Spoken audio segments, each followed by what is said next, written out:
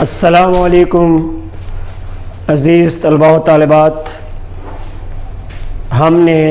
اپنا پہلا نصری سبق اسوہ حسنہ صلی اللہ علیہ وآلہ وسلم شروع کیا ہوا تھا۔ اس کے پہلے 3 لیکچرز ہو چکے ہیں، جس میں ہم نے ابھی تک 5 عبارتیں پڑھ لی ہیں۔ 5ویں عبارت کا کچھ حصہ آج ہم پڑھیں گے، اور اس کے ساتھ ساتھ عبارت نمبر 6، 7، 8 اور 9، اور اس کے ساتھ ہی ہمارا یہ سبق آج انشاءاللہ مکمل ہو جائے گا۔ لاسٹ لیکچر میں ہم نے یہ پڑھا تھا کہ اگر کوئی دولت مند ہے تو وہ بحرین کے خزینہ دار کو دیکھے، اگر کوئی غریب ہے تو وہ شیب ابی طالب میں محصور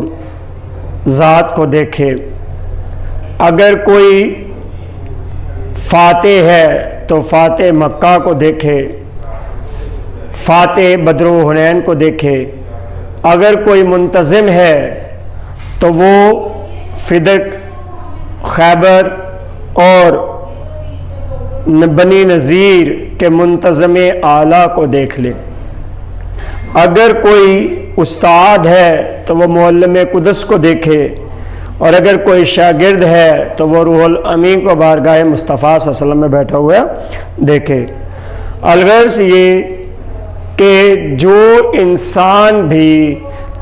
زندگی کے جس بھی شعبہ میں اپنے فرائض منصبی نبھا رہا ہوتا ہے، ان تمام سے متعلق بارگاہ مصطفیٰ صلی اللہ علیہ وآلہ وسلم میں رشد و ہدایت موجود ہے۔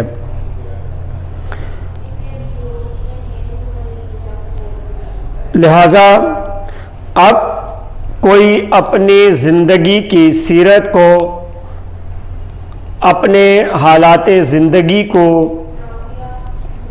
بہتر بنانا چاہتا ہے، اس کی درستی اور اس کی اصلاح چاہتا ہے، اپنے تاریک گھر کو وہ روشن کرنا چاہتا ہے، گمراہی کے راستوں سے نکل کر وہ روشنی کی راہوں کا مسافر بننا چاہتا ہے، وہ جہالت سے نکل کر نورانیت کے دائرے میں آنا چاہتا ہے، وہ بد خلقی کو نکال کر اعلیٰ اخلاق سے اپنی ذات کو متصف کرنا چاہتا ہے، اور اپنی زندگی کے تمام جہات کو بہتر بنانا چاہتا ہے، اپنی فکر، سوچ، نظریہ اور فلسفہ حیات کی اگر وہ اصلاح چاہتا ہے تو ان تمام چیزوں سے متعلق مکمل طور پر رہنمائی بارگاہ مصطفیٰ صلی اللہ علیہ وآلہ وسلم میں موجود ہے۔ اب ہم شروع کرتے ہیں اپنی اگلی عبارت نمبر 6۔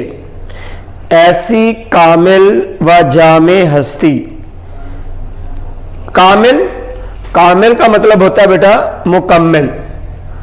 جامع کا معنی ہوتا ہے ہمہ جہت، یعنی ایسی ذات جو خوبیوں کا مجموعہ ہو، جس ذات میں زندگی کے ہر شعبہ سے متعلق اور ہر اینگل سے متعلق مکمل طور پر رہنمائی موجود ہو، تو ایسی ذات کو ہم جامع ذات کہتے ہیں، جو اپنی زندگی میں ہر نوع اور ہر قسم اور ہر گروہ اور ہر صنف انسانی کے لیے ہدایت کی مثالیں اور نظیریں رکھتی ہے۔ نوع، قسم، گروہ، صنف، یہ بیٹا چاروں کے چاروں مترادفات ہیں۔ مثالیں اور نظیریں یہ بھی مترادفات ہیں۔ وہی اس لائق ہے جو اصناف و انواع، اصناف یہ بیٹا صنف کی جمع ہے، اور انواع جو ہے یہ نوعن کی جمع ہے۔ بڑی ہوئی دنیا کی عالمگیر کا مطلب ہم نے پڑھ لیا تھا پوری انسانیت، اور دائمی کا معنی ہوتا ہے ہمیشہ کے لیے، رہنمائی کا کام سر انجام دے۔ یعنی اس کائنات ارض و سما میں ایک ذات ایسی کامل اور جامع ہونا چاہیے تھی کہ جس ذات میں ہر صنف انسانی، ہر طبقہ انسانی، ہر طائفہ انسانی، ہر گروہ انسانی اور ہر قسم اور ہر صنف کے انسان سے متعلق مکمل طور پر نمونہ اور مکمل طور پر رہنمائی اور مکمل طور پر ہدایت ہو۔ وہ ذات ایسی ذات ہو جو آفاقی، دائمی، ہمہ جہت اور عالمگیر ہو، یعنی جسے مکان اور زمان میں قید نہ کیا گیا ہو، یعنی وہ نہ تو کسی خاص زمانے کے لیے ہو اور نہ ہی کسی خاص مکان کے لیے۔ جیسے آپ صلی اللہ علیہ وسلم سے پہلے جتنے بھی انبیاء آئے وہ خاص خطے کے لیے آئے اور خاص زمانے کے لیے آئے، لہٰذا جب وہ چلے گئے تو اس کے ساتھ ہی ان کی شریعت بھی ختم ہو گئی۔ لہٰذا ایک ایسی ذات کی ضرورت تھی کہ جس کے ذریعے سے تا ابد تا ازل تا ابد ہر قسم کی رہنمائی جو ہے وہ انسانیت تک پہنچائی جائے۔ تو اس اعلیٰ اور عرفہ مقصد کے لیے اللہ تعالیٰ کی ذات نے نبی کریم صلی اللہ علیہ وآلہ وسلم کی ذات کو اس عظیم صفت کے ساتھ مبعوث کیا اور فرمایا لقد کان لکم فی رسول اللہ اسوۃ حسنہ، تحقیق اللہ کے رسول صلی اللہ علیہ وآلہ وسلم کی زندگی میں تمہارے لیے بہترین نمونہ ہے۔ لہٰذا اب میں نے تم میں ایک ایسی جامع، کامل، ہماگیر اور دائمی وجود اور ہستی پاک اور ذات پاک تمہارے اندر مبعوث کر دی ہے کہ اب اس کے بعد کسی اور ذات کی ضرورت نہیں ہے۔ لہٰذا اب انسانیت جس جہت سے بھی رشد و ہدایت حاصل کرنا چاہتی ہے وہ بارگاہ مصطفیٰ صلی اللہ علیہ وآلہ وسلم سے حاصل کر سکتی ہے۔ لہذا جو غیظ و غضب، ناراضی، غصہ، رحم و کرم، جود و سخا، جود و سخا کا معنی ہوتا ہے بیٹا سخاوت، فیاضی، فقر و فاقہ، فقر کا معنی ہوتا ہے بیٹا درویشی اور فاقہ کا معنی ہوتا ہے بھوک اور غربت، شجاعت و بہادری، دلیری اور رحم دلی،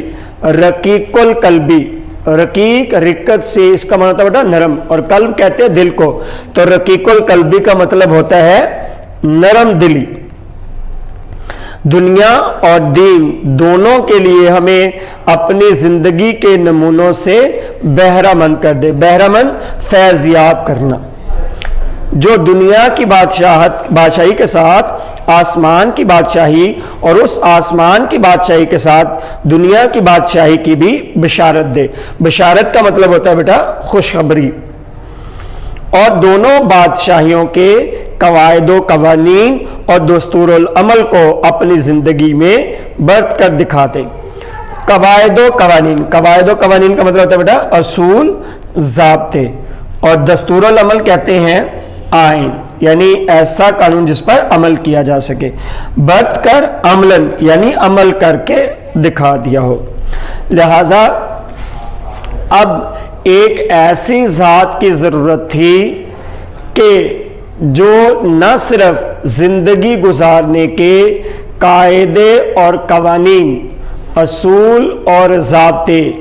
آئین اور دستور ہم تک منتقل کرے، بلکہ اس کے ساتھ ساتھ وہ ان تمام قواعد و قوانین کو، ان تمام دستور العمل کو، ان تمام اصول و ضوابط کو اپنی زندگی میں برت کر دکھا دے۔ اور اگر ہم ذات مصطفیٰ صلی اللہ علیہ وآلہ وسلم کی ذات کو دیکھتے ہیں تو ہمیں یہ زندگی کے چاہے وہ معاشرتی شعبہ ہے، معاشی ہے، سیاسی ہے، سماجی ہے، تہذیبی ہے، ثقافتی ہے، علمی ہے، تعلیمی ہے، نفسیاتی ہے، مذہبی ہے، خارجہ امور سے متعلق ہے، اطلاعات سے متعلق ہے، وہ انفرادی سطح کا کوئی مسئلہ ہے یا اجتماعی سطح کا ہے، مذہبی ہے اور یا پھر وہ قانونی و عدالتی ہے، زندگی کے تمام شعبوں سے متعلق آپ صلی اللہ علیہ وآلہ وسلم نے نہ صرف آداب و قوانین ہم تک منتقل کیے، بلکہ اس کے ساتھ ساتھ ان قوانین کو اپنی زندگی میں نافذ بھی کیا، ان کو اپنی زندگی میں کر کے بھی دکھایا۔ آپ نے اس وقت تک کوئی بات اپنی زبان تک لانا گوارا نہیں کی جب تک اس کو عملاً اپنے وجود پر نافذ نہیں کر لیا۔ اگر دوسروں کو کہا کہ صبر کریں تو آپ صلی اللہ علیہ وسلم نے خود پہلے تمام تکالیف کے اوپر صبر کیا۔ اگر دوسروں کو فقر کی تلقین کی، یار آئیے گا، یہ لائٹ بند ہو گئی ہے،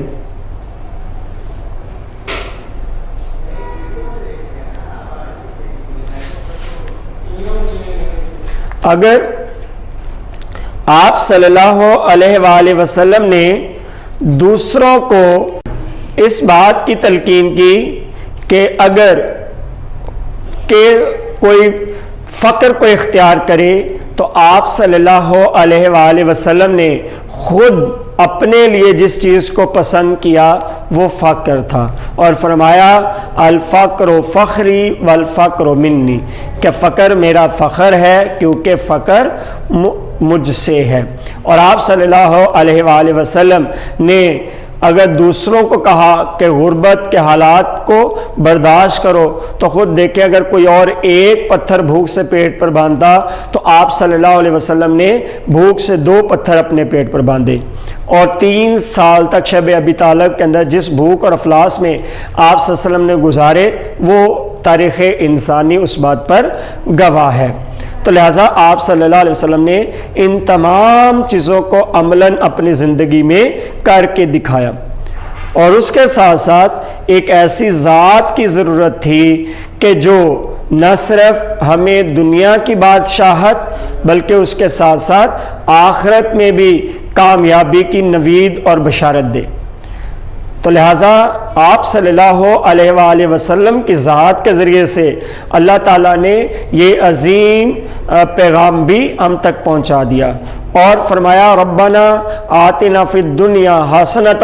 وفی الآخرۃ حسنۃ وقنا عذاب النار، اے ہمارے رب ہمیں دنیا میں بھی بھلائی عطا فرما اور ہمیں آخرت میں بھی بھلائی عطا فرما اور ہمیں آگ کے عذاب سے بچا۔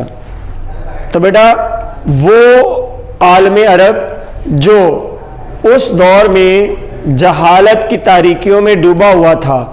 جہاں انسانیت سسک رہی تھی، تڑپ رہی تھی اور آخری آہیں بھر رہی تھی، ہچکیاں لے رہی تھی، وہاں قانون نہیں تھا، انسانیت کی تذلیل ہو رہی تھی، وہاں کوئی قانون اور ضابطہ نہیں تھا، دولت راج کر رہی تھی، غریب مقہور اور مجبور بیچارہ اس سود کے اور اس ظالمانہ نظام کے شکنجے کے اندر بری طرح جکڑا ہوا تھا، انسانیت کا خون ہو رہا تھا، قتل و غارت کا بازار گرم تھا، خون کی ندیاں بہہ رہی تھی۔ اس دور میں دیکھیں آپ صلی اللہ علیہ وآلہ وسلم نے ان کو اعلیٰ اخلاق سے مزین کیا اور انہیں اس تحت و سرا سے نکالا، اور دیکھتے ہی دیکھتے انہیں دنیا کا بادشاہ بنا دیا۔ نہ صرف خود سلطان عرب بنے بلکہ اپنے پیروکاروں کو بھی آپ صلی اللہ علیہ وسلم نے زمین سے اٹھایا اور آسمان کی بلندیوں تک پہنچا دیا۔ پھر وہ چلتے زمین پر تھے اور ان کے قدموں کی آواز چوتھے آسمان پر سنائی دیتی تھی، اور جب تک وہ پھر آذان نہیں دیتے تھے اس وقت تک دنیا کا سورج طلوع نہیں ہوتا تھا۔ تو اس نے نہ صرف اس دنیا کی بادشاہت انہیں عطا کر دی بلکہ آخرت میں بھی آپ صلی اللہ علیہ وسلم نے انہیں جنتوں کی بشارت دے دی۔ تو لہٰذا اب اگر کوئی دنیا اور آخرت ان دونوں کائنات کے اندر اگر سرخرو ہونا چاہتا ہے اور کامیاب ہونا چاہتا ہے اور اپنی زندگی کو کامرانی کے ساتھ لبریز کرنا چاہتا ہے، معمور کرنا چاہتا ہے، تو وہ بارگاہ مصطفیٰ صلی اللہ علیہ وآلہ وسلم میں چلا آئے، تو وہاں پر مکمل طور پر رہنمائی موجود ہوگی۔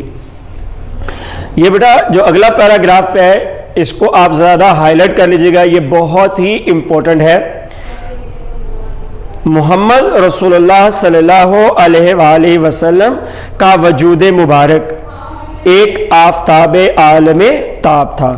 وجود مبارک، وجود کہتے ہیں بیٹا جسم کو، تو وجود مبارک جسم مبارک، آفتاب عالم تاب، یہ بیٹا استعارہ ہے۔ آفتاب کہتے ہیں سورج، عالم کہتے ہیں دنیا کائنات، اور تاب کا معنی ہوتا ہے چمکتا ہوا، یعنی کائنات میں چمکتا ہوا سورج، جس سے اونچے پہاڑ، ریتلے میدان، بہتی نہریں، سرسبز کھیت اپنی اپنی صلاحیت اور استعداد کے مطابق تابش، تاب کا معنی روشنی، اور فارسی میں جب کسی لفظ کے ساتھ شین لگ جاتا ہے تو اس کا معنی ہوتا ہے اس کی، تابش کا معنی ہوتا ہے اس کی، تو تابش اس کی روشنی، تابش اس کی روشنی، اور نور حاصل کرتے تھے، یا ابر بارہ تھا۔ ابر بادل کو کہتے ہیں اور بارہ کہتے ہیں برستا ہوا، ابر بارہ برستا ہوا بادل، جو پہاڑ اور جنگل، میدان اور کھیت، ریگستان اور باغ ہر جگہ برستا تھا، ہر ٹکڑا اپنی اپنی استعداد کے مطابق سیراب ہو رہا تھا، قسم قسم کے درخت اور رنگا رنگ پھول اور پتے جم رہے تھے اور اگ رہے تھے۔ عزیز طلباء و طالبات، اس تشریح طلب عبارت میں مصنف سید سلیمان ندوی نے نبی پاک صلی اللہ علیہ وآلہ وسلم کی ذات کے لیے دو استعارات استعمال کیے ہیں۔ ان میں سے ایک استعارہ آفتاب عالم تاب کا ہے کہ وہ آپ صلی اللہ علیہ وآلہ وسلم کو چمکتا ہوا سورج قرار دیتے ہیں، کہ آپ صلی اللہ علیہ وآلہ وسلم چمکتا ہوا سورج ہیں۔ اور یہ سورج صرف مصنف ہی نہیں کہہ رہا، بلکہ اللہ نے بھی قرآن میں آپ صلی اللہ علیہ وآلہ وسلم کی صفت سراج منیر بتلائی ہے، اور فرمایا یا ایھا النبی انا ارسلناک شاہدا ومبشرا ونذیرا وداعیا الی اللہ باذنہ وسراجا منیرا۔ سراج منیرا مطلب چمکتا ہوا سورج، چمکتا ہوا چراغ۔ تو آپ صلی اللہ علیہ وآلہ وسلم جو ہے وہ چمکتے ہوئے سورج کی مانند ہے۔ لہٰذا جب سورج طلوع ہوتا ہے اور اس کی جو روشنی کی کرنیں ہیں وہ اس کائنات کی طرف محو سفر ہوتی ہیں اور آسمان دنیا سے اس زمین کا رخ کرتی ہیں، تو اس کی روشنی سے ریتلے میدان، پہاڑ، بہتی نہریں، کھیت، وادی، آبادی، ریگستان، باغ، گلستان، باغیچے، ہر چیز تک اس کی روشنی جو ہے وہ منتقل ہوتی ہے بلا تفریق اور بلا امتیاز۔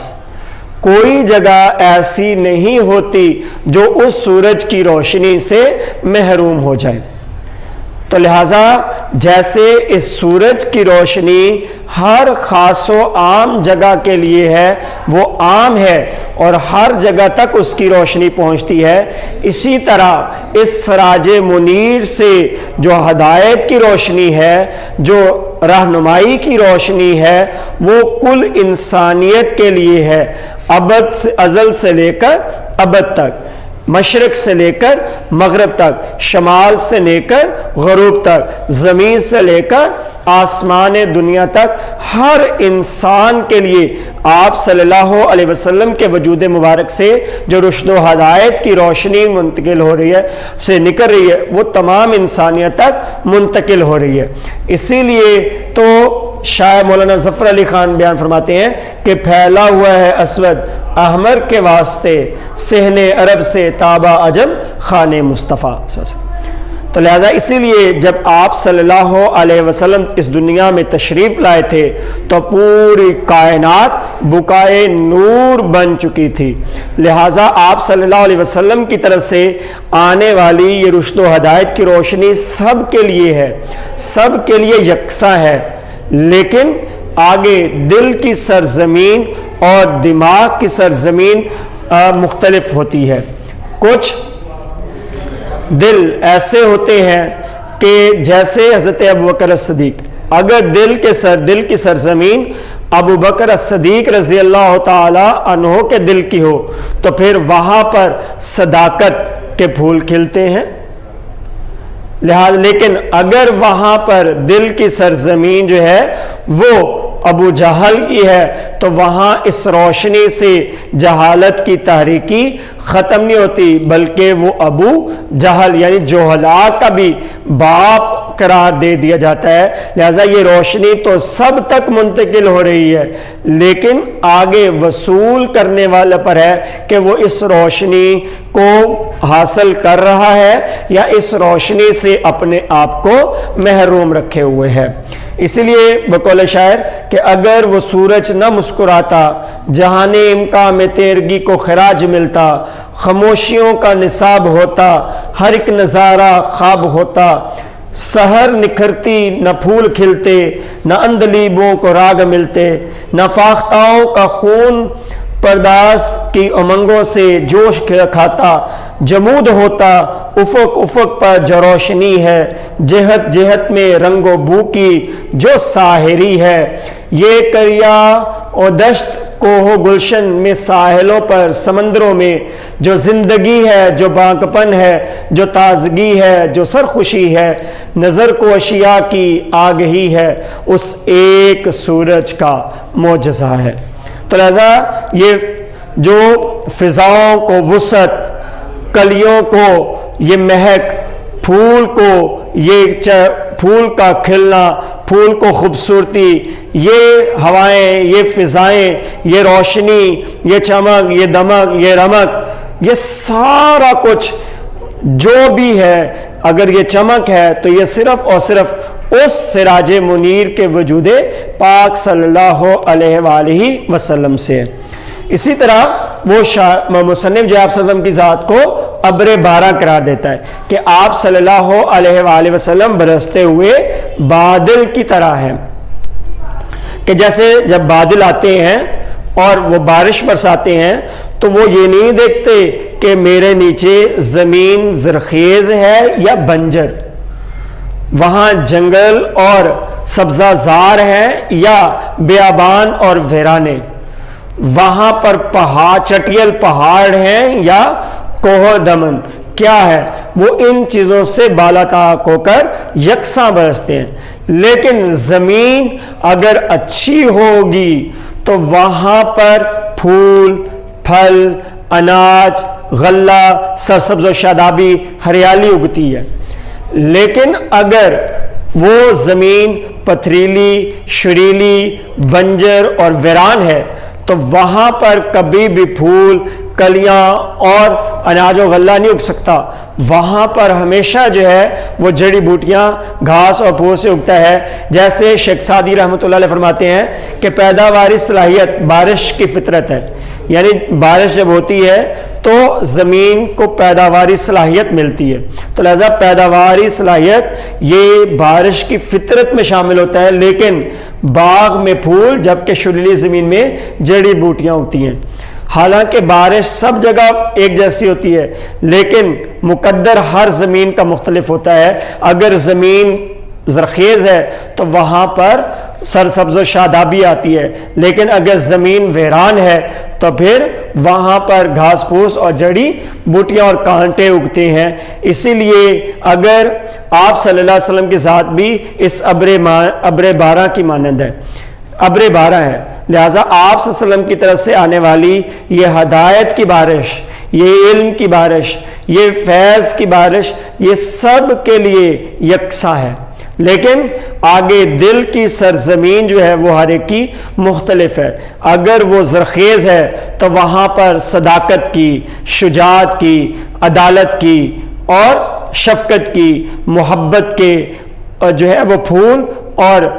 جو سبز و شادابی ہے وہ اگتی ہے. لیکن اگر دل کی سرزمین بنجر ہے, ویران ہے, تو پھر وہاں پر حسد, بغض, اناج, فساد, دنگا, کدورت, لڑائی جھگڑے, فساد, بد اخلاقی, بدکاری, بد کرداری, ان تمام کے جو کانٹے ہیں اور جڑی بوٹیاں جو ہیں وہ انسان کے دل کی سرزمین پر اگتے ہیں. لہٰذا آپ صلی اللہ علیہ وسلم کی طرف سے آنے والی روشنی اور آپ صلی اللہ علیہ وسلم کی طرف سے آنے والی بارش, یہ دونوں ہر ایک کے لیے یکساں ہے. لیکن ہر شخص اور ہر ذات اپنے اپنے بساط, اپنی اپنی صلاحیت, اپنی اپنی لیاقت اور اپنی اپنی قوت و طاقت کے مطابق اس روشنی کو اور اس بارش کو اپنے وجود کے اندر جذب کر رہے ہیں. بادشاہ ہو یا گدا, امیر ہو یا غریب, حاکم ہو یا محکوم, قاضی ہو یا گواہ, افسر ہو یا سپاہی, استاد ہو یا شاگرد, عابد و زاہد ہو یا کاروباری, غازی ہو یا شہید. غازی کہتے بیٹا جو اللہ کی رضا کے لیے جنگ لڑے اور زندہ و سلامت واپس آ جائے, اسے ہم غازی کہتے ہیں. شہید جو اللہ کے راستے میں اپنی جان کا نذرانہ دے دے. توحید کا نور, نور کا معنی روشنی, اخلاص کی رو, اخلاص کا معنی بیٹا ہوتا ہے خلوص, خالصیت, اور رو کا معنی ہوتا ہے لہر. قربانی کا ولولہ, ولولہ کہتے ہیں بیٹا جوش کو. خلق کی ہدایت, خلق کہتے ہیں مخلوق, اور رہنمائی کا جذبہ, اور بالآخر ہر کام میں خدا کی رضا طلبی. رضا طلبی بیٹا ہوتا ہے حصول خوشنودی, خوشی کو حاصل کرنا. ہر ایک کے اندر کام کر رہا تھا. لہذا جو انسان بھی جیسا بھی ہے, جس طبقہ انسانی, جس گروہ انسانی, جس صنف انسانی اور جس قسم انسانی اور جس طرح کا بھی انسان ہے, وہ کسی نہ کسی طرح سے اپنے رب کو خوش کرنا چاہتا ہے. لہذا ہر ایک کے اندر یہ جذبہ, یہ خواہش, یہ تمنا, یہ آرزو جنم لیتی ہے اور پنپتی ہے. وہ جو کچھ بھی ہو, جہاں بھی ہو, یہ فیضان حق سب میں یکساں اور برابر ہے. راستوں, رنگوں اور مذاقوں. مذاقوں نہیں ہے بیٹا, یہ لفظ اپنا ٹھیک کر لیں, یہ مذاقوں نہیں ہے, یہ لفظ ہے بیٹا مزاجوں, مزاج کا اختلاف تھا, مگر خدا ایک تھا, قرآن ایک تھا, رسول ایک تھا اور قبلہ ایک تھا. ہر رنگ, ہر راستہ اور ہر کام سے مقصود دنیا. مقصود بیٹا, مقصود مقصد کی جمع ہے, اس کا مطلب ہوتا ہے مطلب. دنیا کی درستی, درستی کا معنی ہوتا ہے اصلاح. خلق کی ہمدردی, ہمدردی کا معنی ہوتا ہے خیر خواہی. خدا کے نام کی اونچائی اور حق کی ترقی تھی, اور ان کے سوا کوئی چیز ان کے پیش نظر نہیں تھی. لہذا وہ کہتے ہیں انسان جس طبقہ انسانی سے تعلق رکھتا ہے, تو کسی بھی طبقہ انسانی کے اندر رنگ, مزاج اور راستہ ایک نہیں ہے. مثلا راستے کا مطلب یہ ہے کہ کچھ لوگ ایسے ہیں کہ جو انجینئر ہو سکتے ہیں, کسی کا راستہ ڈاکٹری ہو سکتا ہے, کوئی جو ہے وہ استادی کے معلمیت کے راستے پہ چل رہا ہوتا ہے, کوئی جو ہے وہ درزی کپڑے سینے کے راستے پہ چل رہا ہوتا ہے، کوئی جوتے بنانے والے راستے پہ چل رہا ہوتا ہے، کوئی دوسروں کا علاج کرنے والے پہ راستے پہ چل رہا ہوتا ہے، کوئی دوسروں تک دین کا علم پہنچانے کے راستے پہ کام کر رہا ہوتا ہے۔ الغرض یہ کہ یہاں پر مختلف راستوں پر چلنے والے لوگ ہیں، ان کا راستہ ایک نہیں ہے۔ اسی طرح ہر ایک انسان کا رنگ ایک جیسا نہیں ہے، کالا بھی ہے، گورا بھی ہے، گندمی بھی ہے، اور بے شمار رنگ ہے۔ ہر نسل ہے اور ہر خطے سے متعلق ہے، ہر زبان سے متعلق ہے لوگ، ان کے اندر اختلاف ہے۔ اسی طرح مزاج میں بھی سب کے مزاج ایک جیسے نہیں ہیں، مزاج میں بھی فرق ہے۔ مزاج کچھ ہنسمکھ ہوتے ہیں، کچھ خاموش مزاج کے ہوتے ہیں، کچھ پڑھائی پسند مزاج ہوتے ہیں، کچھ کھلنڈرے مزاج کے لوگ ہوتے ہیں، کچھ شرارتی ہوتے ہیں، کچھ فسادی ہوتے ہیں، اور کچھ دوسروں کی اصلاح کی سرشت رکھتے ہیں۔ الغرض یہ کہ ہر انسان کا مزاج اپنا اپنا ہے۔ بیٹا یہ ایک حقیقت ہے کہ اس کائنات میں بسنے والا ہر انسان ایک الگ راستے پہ چلتا ہے۔ ہر انسان کا رنگ دوسرے انسان سے مختلف ہو سکتا ہے، ہر انسان کا مزاج دوسرے انسان کے مزاج سے مختلف ہو سکتا ہے، لیکن اس کے باوجود سب کا خدا ایک ہے، سب کا قبلہ ایک ہے، سب کا نبی ایک ہے، سب کی کتاب ایک ہے۔ تو لہٰذا جب رنگوں، مزاجوں اور راستوں کے الگ ہونے کے باوجود یہ سب کچھ ہمارا ایک ہے، تو پھر ہم دو کیوں ہیں؟ تو لہٰذا ہم سب کو مل کر اس مرکز و محور کو تھام لینا چاہیے، تاکہ ہماری زندگی میں درستی، اصلاح، فلاح اور بہبود جو ہے وہ آ سکے۔ اس کے علاوہ اور کوئی چیز مطمع نظر نہیں ہے۔ یہ دنیا انسانی مزاجوں اور انسانی صلاحیتوں اور استعدادوں کے اختلاف کا نام ہے، تو یقین کرو کہ محمد رسول اللہ صلی اللہ علیہ وسلم کی جامع شخصیت کے سوا اس کا کوئی آخری اور دائمی اور عالمگیر رہنما نہیں ہو سکتا۔ اس لیے اعلان فرمایا کہ اگر تمہیں خدا کی محبت کا دعویٰ ہے تو آؤ میری پیروی کرو، اللہ بھی تم سے محبت کرے گا۔ یعنی اب چاہے وہ کسی بھی رنگ کا ہے، کسی بھی مزاج کا ہے، کسی بھی راستے پہ چلنے والا ہے، کسی بھی نسل سے تعلق رکھنے والا ہے، کسی بھی طبقہ انسانی سے متعلق ہے، وہ ان تمام چیزوں کے باوجود ذات مصطفیٰ صلی اللہ علیہ وآلہ وسلم سے ہر طرح کی رہنمائی حاصل کر سکتا ہے، کیونکہ جب تک کوئی شخص اتباع رسول میں نہیں آئے گا